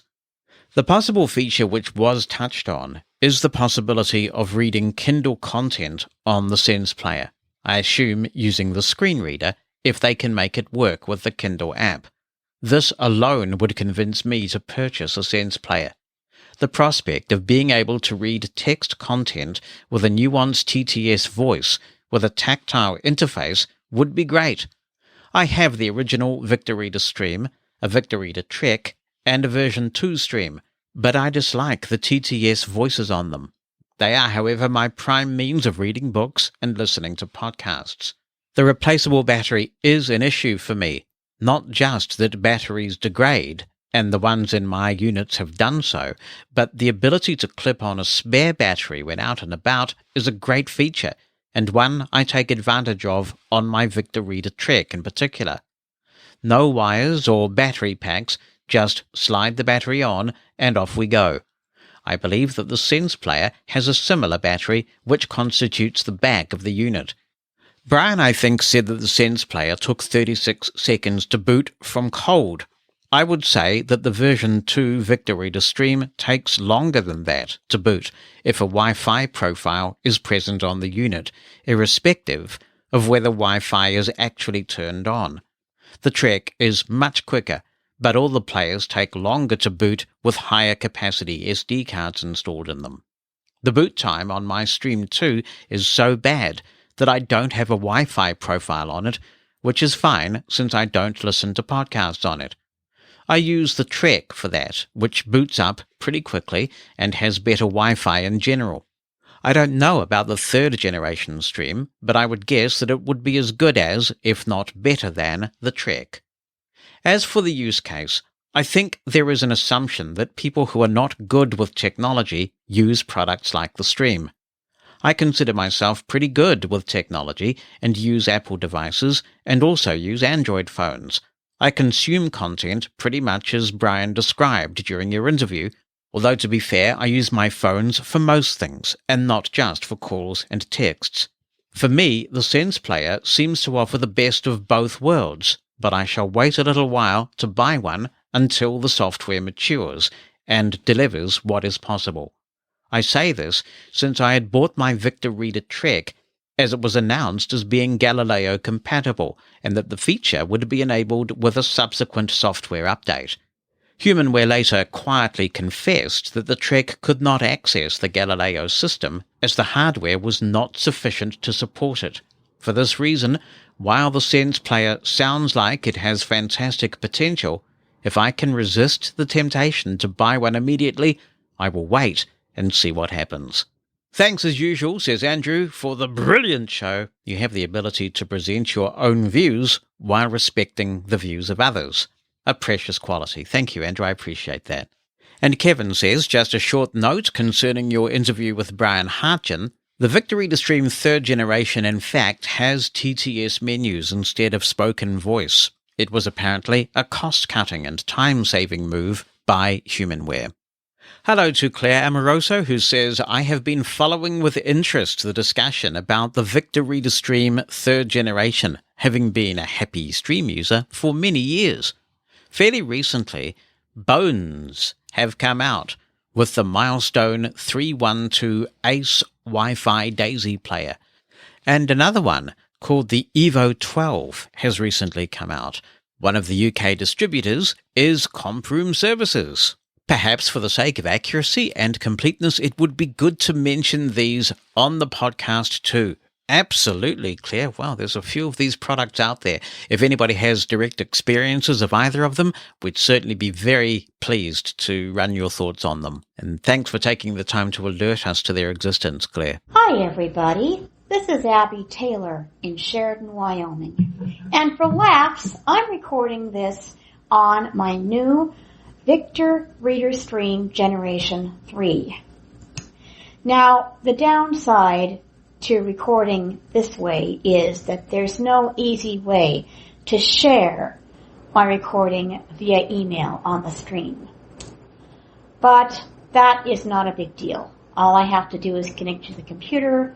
I know which number note it is, or I will. When I stop recording, I can find it and share it via email that way. Another downside to recording with the stream is that it does not record in M4A format, which is a smaller format, file format that I prefer to use for recording. The stream records an MP3, FLAC, or WAV. Now, I think WAV is, the largest file type. I'm using MP3. FLAC is smaller, but I'm not sure how many people can access FLAC files. So, because that was a file type I'd never heard of until I got the stream. So, I'm not taking any chances on Jonathan not being able to play this, so I'm doing it in MP3. And if the file ends up to be too large to go on my computer through email, I can access it on the phone with Google Drive and email it that way, because I think the phone's built-in mail app does not have a limit on the size of files you can send, apparently. I heard that somewhere. I don't know if that's true, but I will find out if need be. So, one thing I like about recording with the stream is that you can choose the recording source. I am currently using a Bluetooth headset that does have a built-in microphone, but my experience with such microphones is that they are not of very good quality. And so I would like to be able to use a device's built-in internal microphone when at all possible. And I think this stream's microphone is pretty good. And so in the recording settings, you can choose the source you want to use. And of course on the phone, if I were to plug in my headset to the phone and record, I would be using the microphone on the Bluetooth headset, which, as I said earlier, does not have the best sound quality.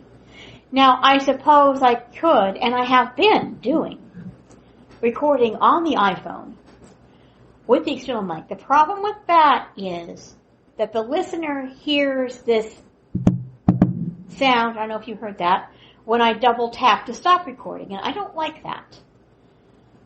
And now, of course, on the stream when you record, you press the record button, the person hears the boop sound when recording starts and another boop sound when it's done. But with earphones, I'm the only one who hears that. You shouldn't hear that. And so that's why I like to use headphones when recording, especially if it's something professional that I'm going to be sending out to somebody, a voice message or a song for ACB community karaoke or what have you. So I think this will work a lot better for recording. So, now, on to the topic of Braille displays with a capital B. I use the brilliant BI-20X. I've been using it for a couple years and I love it. It's small and so it's compact. It's easy to take with me. If I go, say, to my Third Thursday Poets group that meets once a month over at the Senior Center, and I use it to write with because we do a writing exercise, and then I read aloud what I've written. And then I also can use it to read aloud. We do critiques, and I can read aloud the poem that I want to be critiqued. And with a computer, it works well. Being a writer, I prefer using Braille when editing. It's more efficient than using just a speech and having to arrow around and find where your mistake is. This just works a lot better for me. So I hope that answers the person question about Braille displays. And again, Jonathan, I enjoyed this past issue number 218 of the podcast. And everybody, take care. And we'll talk another time. Live from the Victory to Stream, it's Abby Taylor. Thank you very much, Abby. So that's a recording from the Victory to Stream 3rd generation. Regarding file formats, WAV is completely lossless and uncompressed. So yes, that will take up quite a bit of space, around about 10 megabytes per minute for a stereo file at CD quality, which is 44 kilohertz, 16-bit, and it'll take about 5 megabytes per minute if you record in mono. So yeah, it takes up quite a bit of space. MP3 and M4A are both lossy formats. M4A is slightly newer. And what that means is that it is trying to take away little bits of the audio that the human ear doesn't care about in order to make the audio smaller. Now, many people can hear the compression, particularly with things like a cymbal clash. This is what you call artifacts.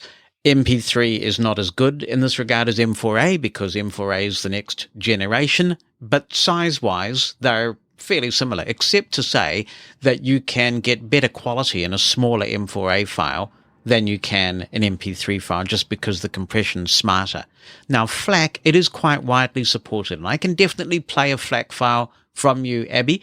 A lot of the audio files who contribute to the show actually send me FLAC files, and that's totally fine. FLAC stands for Free Lossless Audio Codec. It's going to sound every bit as good as a WAV file, except that it's compressed without introducing any artifacts or lossiness. So it's not going to be as small as an MP3 or an M4A file, but it is going to be quite a bit smaller than a WAV file. Now, I could go into a lot more details about this, but that's the kind of quick, superficial version on the file formats. I must say, it's pretty cool that these devices are supporting FLAC files. G'day, Jonathan listeners. It's Michael Marshall here again. Couple of thoughts on the Victory to Stream and the HIMS Sense Player. I listened to the interview with Brian Hargen talking about the HIMS Sense Player. I too don't really know what they're going for here. You know, when someone makes a product and instead of trying to focus on one really good standout thing that the product does,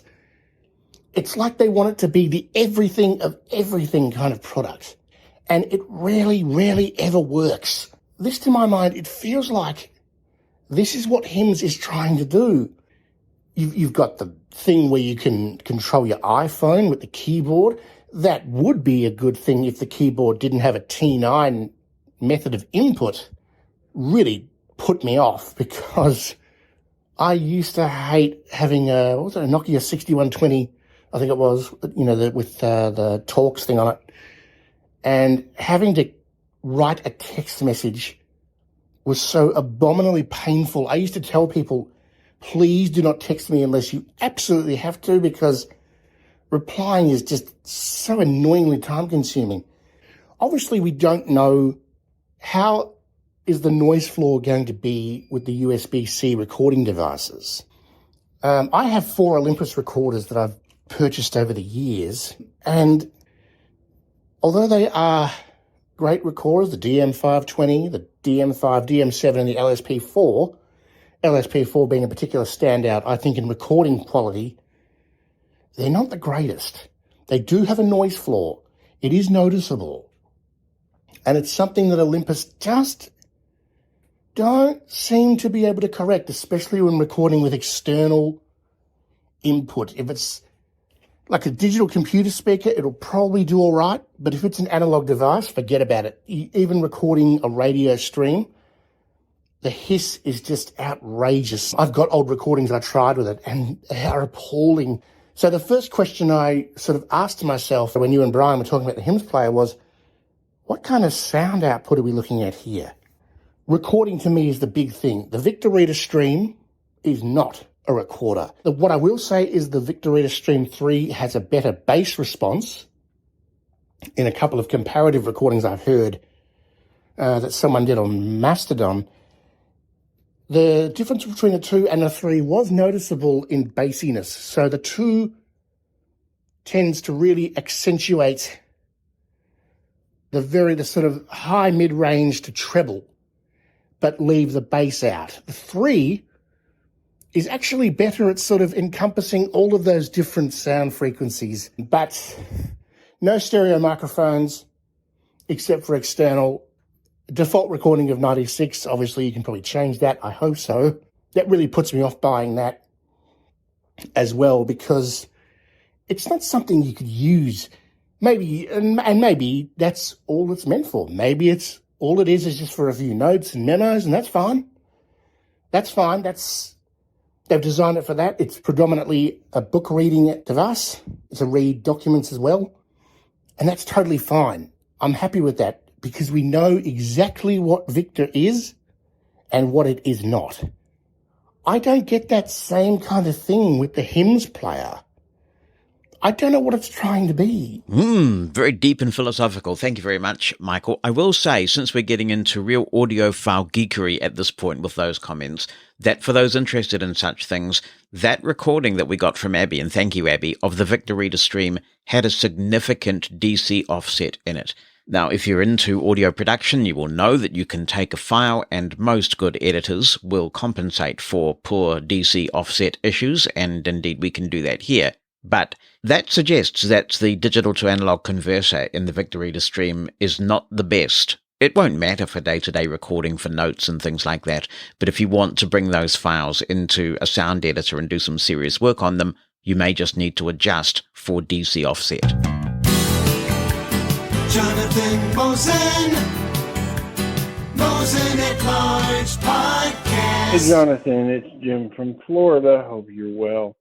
Well, the saga continues. Remember how I was telling you how I help a friend who's in a rehab facility, nursing home, and how iPhone had, or Apple, had made it so you could make verbal calls with the phone by turning on Siri and telling Siri to answer and hang up phone calls. Well, you can still make and answer, phone calls and hang up, but when you tell Siri, call, and you mention the name on speakerphone, I've noticed more often than not that it says speaker, but sound comes out that regular telephone ear speaker that you would hold up to your ear.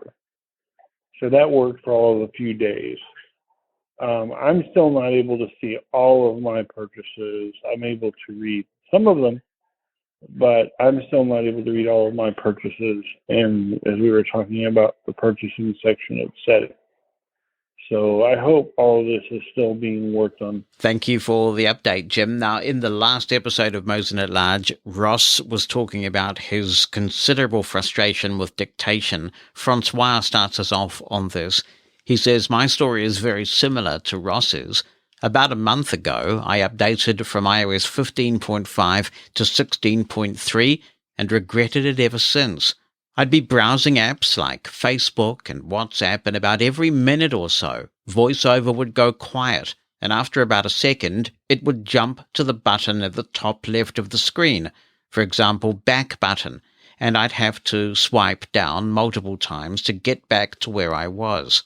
It's even more annoying when using the Braille screen input to type. Without warning, when the phone decides it's time to refresh again, it would change back to standard keyboard, and the VoiceOver focus is who knows where. It took me almost 5 minutes to type a 5-sentence message on WhatsApp or iMessage. I tried dictation to get around this, but it didn't work either. Over the weekend, I decided to take the time to find a solution because I don't want to keep wasting time and get frustrated like that. Long story short, it turns out that the caption panel in VoiceOver settings was on by default after updating to iOS 16. It doesn't seem logical that captions would cause VoiceOver to behave this way, but turning off the caption panel in VoiceOver settings solved it for me. Thanks for the opportunity to perhaps help someone. Well, thank you for taking the time to do all that investigation, Francois. I bet you that took some effort, basically going through setting after setting and seeing if anything had an effect. So that is awesome detective work on your part. And David Kingsbury bears this out. He says, hello, Jonathan. As always, I find your show informative and thought-provoking. A couple of thoughts regarding comments by readers last week. When I heard about the frustrations of one of your readers with iOS 16.3, my ears perked up. A few weeks ago, I had a terrible problem when I updated to 16.3. My iPhone SE suddenly got very sluggish, and I was constantly losing focus. It was extremely frustrating. Things that used to take me a couple of minutes to accomplish took about 10 minutes or became totally impossible. I tried all the usual fixes, powering off the phone, switching VoiceOver on and off, hoping the 16.3.1 update would help, and so on. None of these did anything. Fortunately, a person on the iDevices at groups.io list advised me to turn off the captions panel in VoiceOver. Voila! That fixed it. I tried to replicate your reader's problem with dictation, but the captions panel did not disrupt this operation. Still, he might try this out. Another listener was frustrated with Zoom tech support. At least in the United States, I would suggest emailing the Zoom accessibility folks at access@zoom.us. I can't say anything about outside the US, but on those occasions when I have had Zoom problems, I have found them very responsive. They usually email back within 1 or 2 days and do what they can to help. Thank you, David. I have found that too, and I have used that address, and it's been quite some time since I've had to. I found them very good. We could probably do a whole section of the podcast, which would be quite amusing, on hearing impaired people who use text-to-speech engines and the things that they mishear. I remember I got this notification on my iPhone, and I had my speech cranked up pretty fast because I was doing other things. And I thought it said, Madonna becomes CEO of Microsoft. And I'm sitting there thinking, dude, we are living in a material world. This is going to liven up the tech industry. But actually what it said was Nadella becomes CEO of Microsoft, which made a lot more sense, but perhaps not quite as exciting. And then I got this email, and I was listening with text-to-speech when it came in, and I thought it said that it was from someone with OCD. And I thought, well, that's interesting disclosure there. You know, I've got no problem with that kind of disclosure, but good on them for disclosing. But actually, no, it was OCB, not OCD. And it's Chris Cook. And he says, hi, Jonathan, absolutely love your podcast. Well, thank you so much. I thought I'd send a note in case it is helpful to someone. I am a Braille instructor. Note the uppercase B, he says here in brackets, as I'm sure you did. I did, Chris. Constant vigilance, I say. I and my students have been highly annoyed when encountering a certain pesky bug in iOS 16 with the brilliant BI20/40X series of Braille displays. When we're in Apple's Mail or Notes app, we cannot coerce the Braille display's enter key into behaving. A very disruptive context menu pops up, which is quite unhandy and unhelpful. It has to be dismissed, and then the enter key still does not work. If you have the on-screen keyboard showing, then you can activate the enter key that way, but that's not a good replacement. I contacted Humanware about this after my student found a workaround. If you show or hide the on-screen keyboard with spacebar .146, then the enter key behaves. It does not matter in our testing whether the on-screen keyboard was visible in the first place or not. Toggling it on and off seems to make the unruly enter key submit to being pressed. Humanware had a process that involved several steps, and when I heard those, while appreciating them, I thought, there must be a more efficient way. They appreciated my feedback and thought that showing or hiding the on-screen keyboard would be an easier solution for some. Anyway, just thought you might like to know that Humanware is apparently working on a fix for this, but for now perhaps this will be helpful.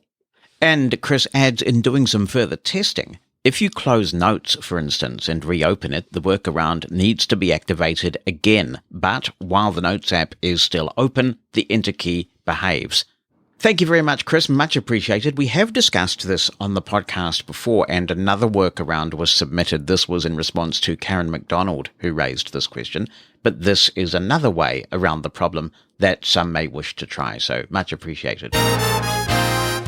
I love to hear from you, so if you have any comments you want to contribute to the show, drop me an email written down or with an audio attachment to Jonathan, JONATHAN @mushroomfm.com. If you'd rather call in, use the listener line number in the United States, 864-606-6736. Mosen At Large Podcast.